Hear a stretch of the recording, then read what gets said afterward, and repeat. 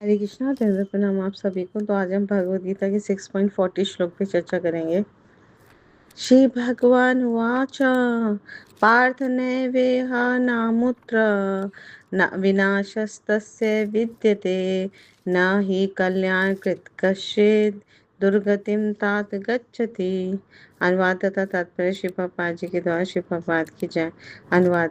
भगवान ने कहा, हे पृथापुत्र, कल्याण कार्यों में निरत योगी का न तो इस लोक में और न परलोक में ही विनाश होता है। हे मित्र, भलाई करने वाला कभी बुराई से पराजित नहीं होता।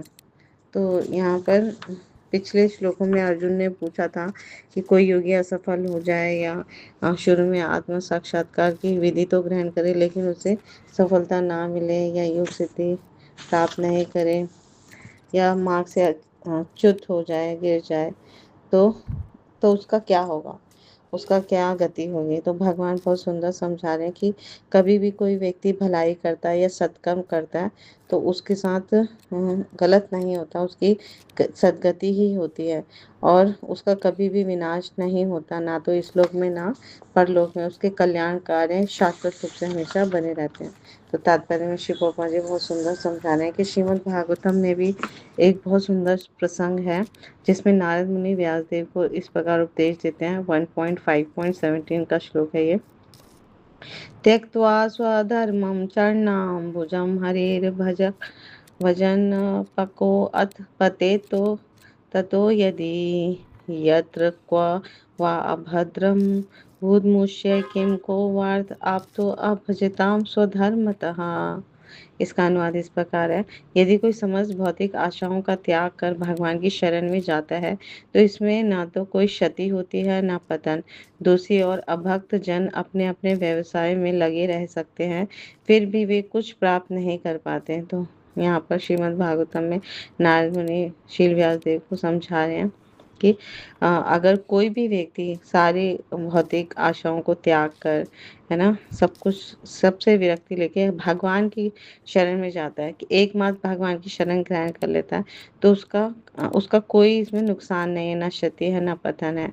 इसके अलावा अगर कोई अभक्त है, भगवान की सेवा नहीं करता और अपने व्यवसाय में लगे रहते हैं, चाहे वो कितना ही सब कुछ ऐश्वर्य प्राप्त कर ले, धन प्राप्त कर ले, कुछ भी प्राप्त कर ले, तब भी वो कुछ भी प्राप्त नहीं कर पाते, वो असफल ही माने जाएंगे।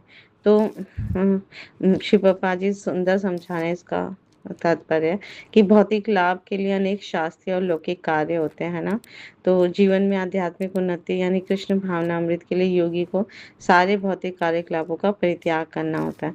तो कोई तर्क कर सकता है कि यदि भक्ति पूर्ण हो जाए तो इससे सर्वोच्च सिद्धि प्राप्त हो सकती है क्या। तो अगर सिद्धि प्राप्त नहीं भी हुई तो भौतिक एवं आध्यात्मिक दोनों दृष्टियों से मनुष्य को क्षति ही पहुंचती है। तो शास्त्रों का आदेश है, तो यहाँ पर शास्त्रों का आदेश है कि यदि कोई स्वधर्म का आचरण नहीं करता, किसी भी वर्ण आश्रम में अगर वो नहीं ठीक से पालन करता तो उसे पाप फल भोगना पड़ेगा, है ना। तो भागवत पुराण आश्वस्त करता है कि कोई योगी है या भगवान की सेवा में लगा है, वो असफल भी हो जाए तब भी उसे चिंता करने की कोई आवश्यकता नहीं है, चाहे उसने ठीक ढंग से स्वधर्म आचरण नहीं किया, उसका ना करने का उसे फल भी भोगना पड़े तब भी वो घाटे में नहीं रहता, क्योंकि उसने भगवान की भक्ति की है। कृष्ण भावना अमृत उसका कभी भी विस्मृत नहीं होता, जितने भी उससे भक्ति की है वो अगले जन्म में, है ना, शाश्वत रूप से उसको मिलेगी। तो इस प्रकार से जो भी व्यक्ति लगा रहता है वो अगले जन्म में निम्न योनि में भी अगर उसे जन्म मिलता है तब भी वो भक्ति नेक्स्ट स्तर से, अगले स्तर से वो करता है। तो उसके अलावा जो दूसरे तरह के लोग होते हैं जो केवल नियत कार्यों का दृढ़तापूर्वक कार्य करते हैं अपने वर्ण आश्रम में, तो अगर उसमें कृष्ण भावनामृत का अभाव है, यानी भक्ति नहीं कर रहे हैं, तो वो जरूरी नहीं है कि उसे शुभ फल ही मिले, ये कुछ भी गारंटी नहीं है। लेकिन जो भक्ति कर रहे हैं उसका उसको भगवान यहाँ पे गारंटी दे रहे हैं कि उसको कभी भी नुकसान नहीं है, फायदा ही फायदा है। तो इस श्लोक के तात्पर्य में मानवता के दो विभाग किए जा सकते हैं, एक अनियमित और एक अनियमित। तो जो लोग अग्नि जन्म तथा मुक्ति के ज्ञान में के बिना पाशविक इंद्रिय तृप्ति में लगे रहते हैं, उनको कुछ भी नहीं पता कि अगला जन्म होता है नहीं होता, खाओ पियो ऐश करो, तो वो अनियमित विभाग में आते हैं ऐसे मनुष्य, है ना। तो और जो लोग शास्त्रों के अनुसार अपना सिद्धांतों का पालन करते हैं वो नियमित विभाग में आते हैं। तो जब अनियमित विभाग में, है ना, संस्कृत या असंस्कृत, शिक्षित अशिक्षित, बली निर्बल, सभी लोग जो हैं वो पाश्विक वृत्तियों से पूर्ण होते हैं। उनके अंदर, है ना, पशु की भांति आहार निद्रा भय मत उनका ही भोग करते रहते हैं। भोग भोग करते हैं।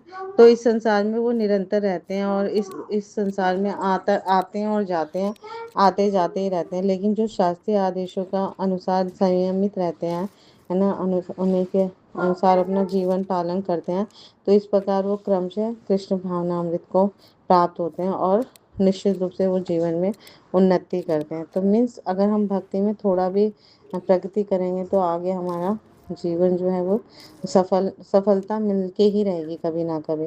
तो कल्याण मार्ग के अनुयायी को भी 3 वर्गों में विभाजित किया। आप जो भक्ति कर रहे हैं, कल्याण कार्य कर रहे हैं, है ना, तो वो भी 3 प्रकार के होते हैं। एक तो है भौतिक संपन्नता का उपभोग करने वाले शास्त्रीय विधि विधानों के अनुयायी, है ना। दूसरे हैं इस संसार से मुक्ति पाने के लिए प्रयत्नशील लोग, तथा तीसरा है कृष्ण भावना अमृत के भक्त। तो पहले जो वर्ग के अनुयायी होते हैं ना, उनको दोबारा 2 विभागों में हम बांटते हैं।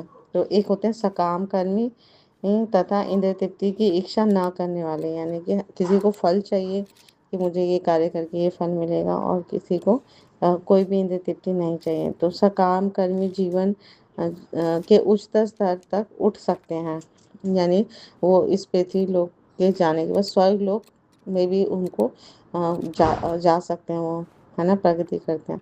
तब भी इस संसार से मुक्त होने का वो सही ढंग से वो विचार विमर्श नहीं करे, क्योंकि ये जन्म में तो जरा व्याधि से मुक्त होने का उपाय नहीं है। स्वर्ग लोक में भी फिर दोबारा से नीचे आने पड़ता है, वहाँ कोई शाश्वत जीवन नहीं है। तो शुभ कर्म तो वो हैं जिनसे मुक्ति प्राप्त हो, यानी कि हमारे जीवन इस भौतिक संसार से मुक्त हो जाए, क्योंकि स्वर्ग लोक भी भौतिक संसार में ही आता है। तो कोई भी ऐसा कार्य जो परम आत्म साक्षात्कार या देहात्म बुद्धि से मुक्ति की ओर उन्मुख नहीं होता, वो जरा सा भी कल्याणप्रद नहीं है, उसमें हमें नुकसान ही नुकसान है। तो सबसे बेस्ट है, सर्वोत्तम है भगवान की सेवा करना, भगवान की भक्ति करना। तो कृष्ण भावनामृत संबंधी कार्य ही एकमात्र शुभ कार्य होते हैं। तो जो भी भगवान की भक्ति के मार्ग में प्रगति करने के उद्देश्य से स्वेच्छा से शारीरिक असुविधाओं को स्वीकार करता है, तो वह घोर तपस्या के द्वारा पूर्ण योगी कहलाता है। तो इसलिए जैसे हमें बताया जाता है कि भगवान के पवित्र नाम का हरे कृष्णा कृष्णा कृष्णा हरे हरे, हरे राम राम राम हरे हरे। भगवान के पवित्र नामों का हमें जप करना है, कीर्तन करना, भगवान के बारे में हमें निरंतर श्रवण करना है, स्मरण करना है ना, नवदा भक्ति में संलग्न रहना है। तो इसमें हमें थोड़ा सा असुविधा भी होती है, तब भी हमें वो करना चाहिए। ये घोर तपस्या पूर्ण योग कहलाती है, और इससे ही हम अपने जीवन का परम चरम लक्ष्य को प्राप्त कर पाएंगे।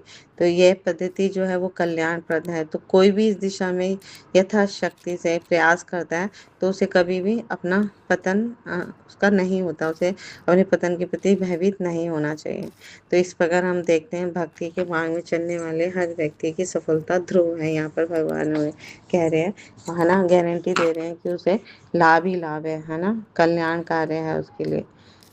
उसका जीवन में उसको सफलता मिलेगी, है ना, थोड़ा समय बाद मिलेगी या थोड़े जीवन के बाद मिलेगी, पर जरूर मिलेगी। तो शाश्वत होती है भक्ति। हमें भक्ति करने वालों का कभी भी पतन नहीं होता, कभी भी गिरते नहीं है, लाभ ही लाभ है, कल्याण ही कल्याण है। Thank you so much. Guru Maharaj की जय, श्री प्रभुपाद की जय, आप सब भक्तों की जय।